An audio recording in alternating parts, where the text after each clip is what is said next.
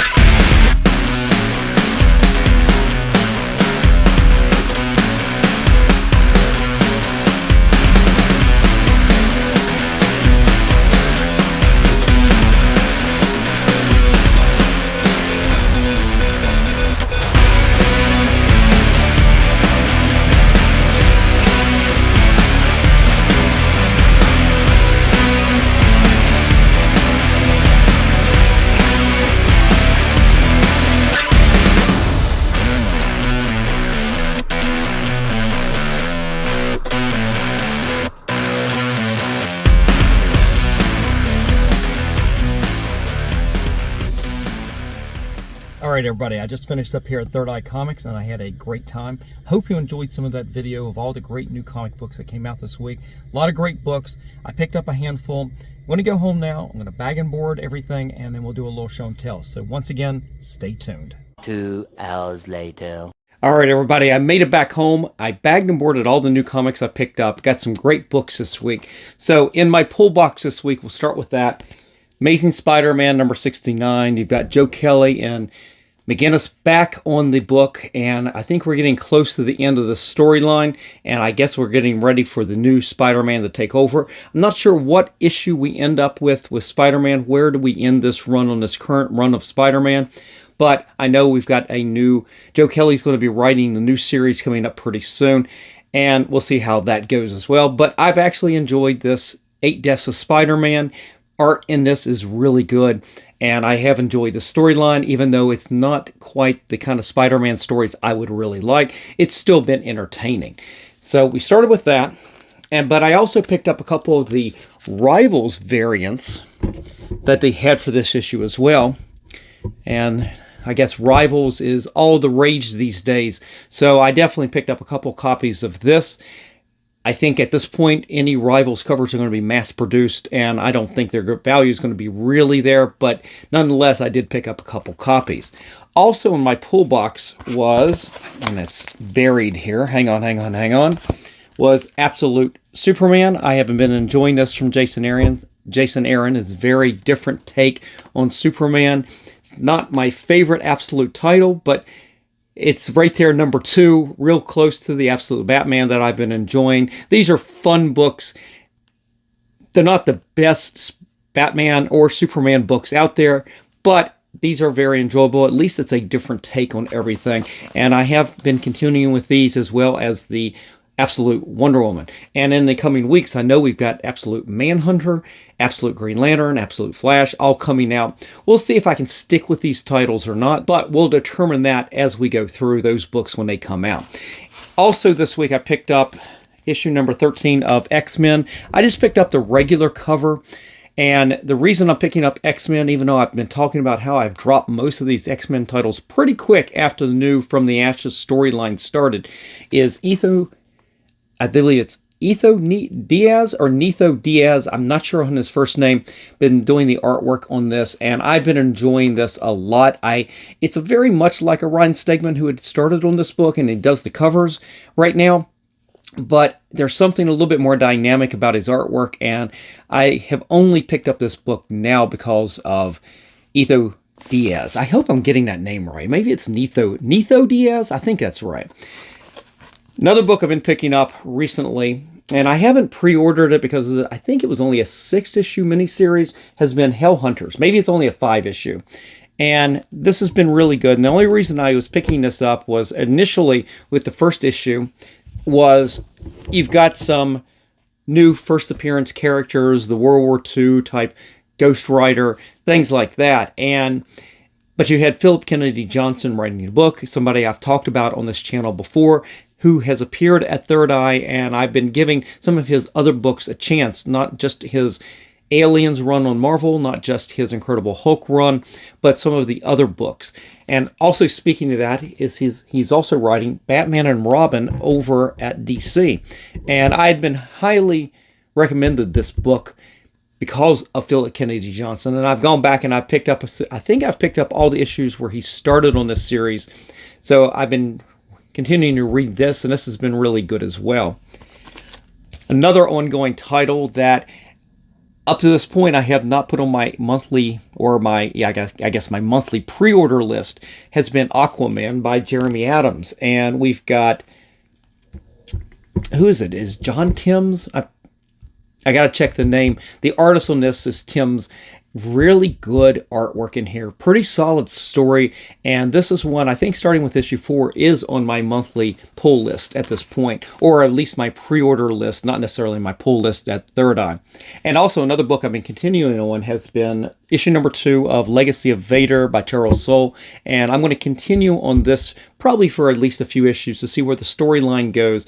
It was great meeting Charles Soule at the Third Eye Comics signing, and talking a little bit about how he writes Star Wars and writes books that kind of fit between some of the canon that is out there between the movies, TV shows, some of the past books. How does his new stuff fit into that? Because a lot of the time you have to fit these storylines into existing storylines so they fit perfectly. It's like going back and reinventing a puzzle piece after a puzzle has already been partially put together. Make your own puzzle pieces. I always felt like it was a little bit like that.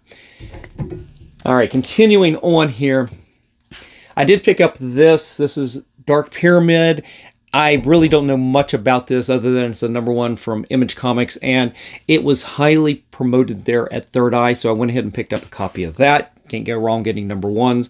I did pick up Assorted Crisis Events from them. I was going to get this book anyway, but Dennis Camp is writing this, and he's going to be appearing at Third Eye in just a few weeks, along with some other writers and artists. So I wanted to get one of his new books to get signed. I'm definitely going to be pulling some of his Ultimate Avengers, or I guess it's the Ultimates, from the new Ultimate Universe. He's writing that title, and I think he wrote the Absolute, did I say Absolute? Ultimate Universe book, the Year 1 book with the first appearance of the new Wolverine. I think he wrote at least part of that, if not the whole thing. I got to check on that, but I think I'm going to get those for him to get signed as well. All right, so moving over to some of the other titles that I picked up was some variant covers that I really liked. Now, I do subscribe and pre-order West Coast Avengers. This is issue number 5, and I really like this cover of Firestar. This is issue number 5. This is Todd Naok. I never know how to say his name. I've not liked a lot of his artwork, but I did really like this cover right there, so I picked that up. I've got this variant cover of Iron Man number 6. After issue 1, I kind of dropped this title, but I really like that cover right there. Ian Beltram, I believe, did the cover to that. And the only reason I bought that was because of the cover. And I remember that name because he had done one of the variant covers to the very first issue of Absolute Batman that I really liked. Now we move over to the last category, which is facsimiles. And I ended up picking up the facsimile to Swamp Thing number 37, the first appearance of John Constantine, and you can tell it is in a foil because it's not showing up in the light very well. I'm going to move this down because not only did I pick up that foil, and I'll leave that up there, but I picked up this variant cover right there, and Mondo Studio, do I have that name right? I'm not sure who the artist is on that, but it caught me off guard because I didn't realize that they had a variant cover on this. And I saw it on the stand, and to be quite honest, I wasn't going to get the foil version of the facsimile. I was just going to get the regular. And I'm looking at this, and I'm going, wait a minute. Something is different. That's not quite right. And luckily, they had the two covers side by side, so I could tell the difference. And I went ahead and picked up the variant there. I thought that was kind of neat. And the next facsimile I picked up, you can't go wrong with this right here, the newest printing of the Batman Adventures number 12, the first appearance of Harley Quinn. And I picked up a couple of really nice copies of that. These are books that occasionally I will get these graded. I've got a 9.8 in the collection. I got another 9.8 at some point, and I gave to my daughter, who's a huge Harley Quinn fan. She really wanted my original number 12, but I eventually ended up selling that. It had a grade that I wasn't quite as happy with as I liked. I really wanted it slightly better than what it was, so I ended up selling that. But I've got some nice facsimiles of this. This is, of course, the latest printing. I don't know if it makes much of a difference if you're going to get these graded. They're not going to be huge value. But a lot of these facsimiles, and I've talked about it in the past, you can get some really nice facsimiles of really key books. Now, not every facsimile is the same, but some really big key books like this right here, and you can actually do pretty good with it. For the longest period, you could do a book like this, and this was $100 9.8 every day. I probably at this point it's probably come down depending on this market right now. I'd have to check on that, but I always like to keep a good stock of a lot of these facsimiles.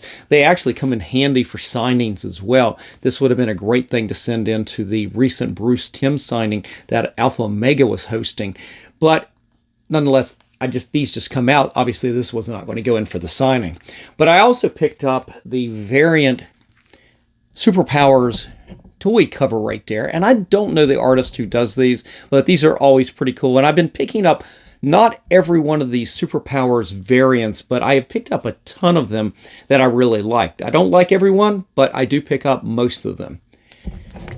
And then it brings us down to the last new book for the week. And again, we're still in the facsimiles, and they had a beautiful copy of Detective Comics 31 with this beautiful cover from Detective Comics 31, and you've got, it is pretty much a full facsimile, except I noticed that they don't have the ads in there, but it is still really thick. This thing is almost a 1/4 inch thick. That's why I've got it in a Golden Age bag and board right there. And of course, this is that classic cover that Neil Adams homaged many years later into the 70s. And I love the storyline. I remember this, the kind of those early pre-Robin stories. You had some creepy stuff going on, and The Monk was definitely one of those creepy stories. You've had some great stories by